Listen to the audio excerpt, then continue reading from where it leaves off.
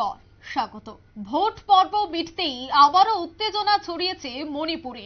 আমরা গতকাল আপনাদের সামনে তুলে ধরেছিলাম যে দুজন জঙ্গি হামলায় নিহত হয়েছে ভারতীয় সেনা জওয়ান, আর সেই আবহে আবারও মণিপুরের কয়েক জায়গায় ভোট করানোর নির্দেশ নির্বাচন কমিশনের।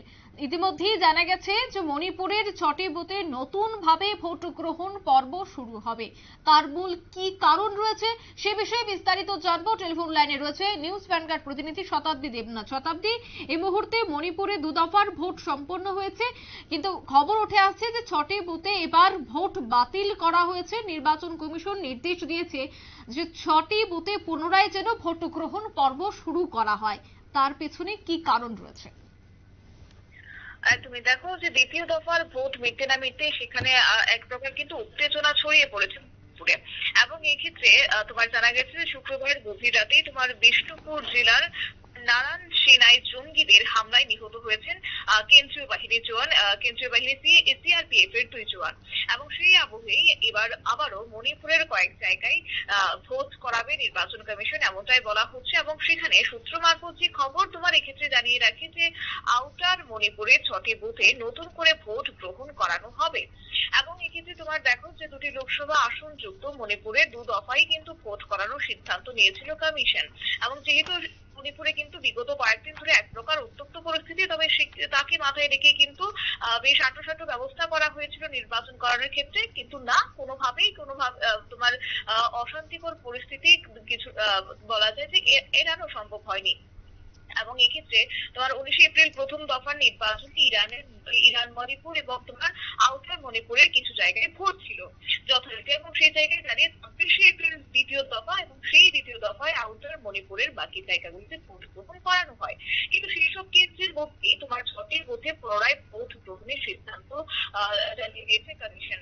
এবং কমিশন সূত্রে যে খবর, এখানে বলা হচ্ছে যে আউটার মণিপুরে 6টি বুথে ভোট বাতিল করে দেওয়া হয়েছে এবং সেসব বুথে আবারও 30 এপ্রিল ভোট গ্রহণ করানো হবে এমনটাই খবর। এবং যেখানে সকাল 7টা থেকে বিকেল 4টে পর্যন্ত ভোট গ্রহণ চলবে ওই বুথগুলিতে।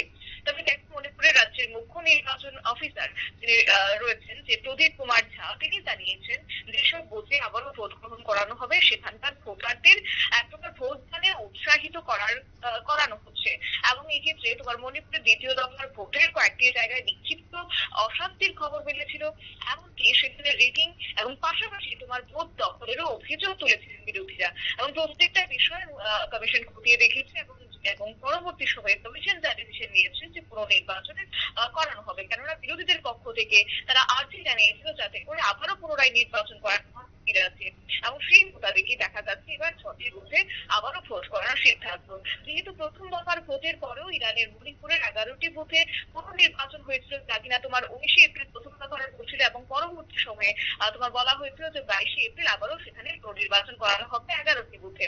এবং সেক্ষেত্রে কংগ্রেস 47টি বুথে পুনর্নির্বাচনের আর্জি জানিয়েছিল। তবে 6টি বুথে এবার তোমার পুনর্নির্বাচন সুপারিশ করেছিল রাজ্য নির্বাচন কমিশন। এবং সেখানে ইরানের মণিপুরের আসনের বিভিন্ন বুথের ভোট বিশৃঙ্খলার কথা উল্লেখ করে জাতীয় নির্বাচন কমিশনের রিপোর্ট পাঠিয়েছিল তারা। এবং সেখানে তবে শেষ পর্যন্ত 11টি বুথে 22 এপ্রিল আবারও ভোট করিয়েছে।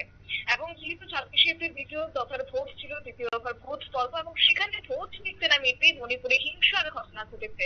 শুক্রবার রাতে প্রায় তোমার 2টা নাগাদ কুকি জঙ্গিদের একটি দল সক্রিয় তোমার বলা যায় স্বয়ংক্রিয় আগ্নেয়াস্ত্র, এমনকি তোমার গ্রেনেড নিয়ে নারায়ণ সেনের বাড়িতে ছিল হামলা চালিয়েছে যথারীতি।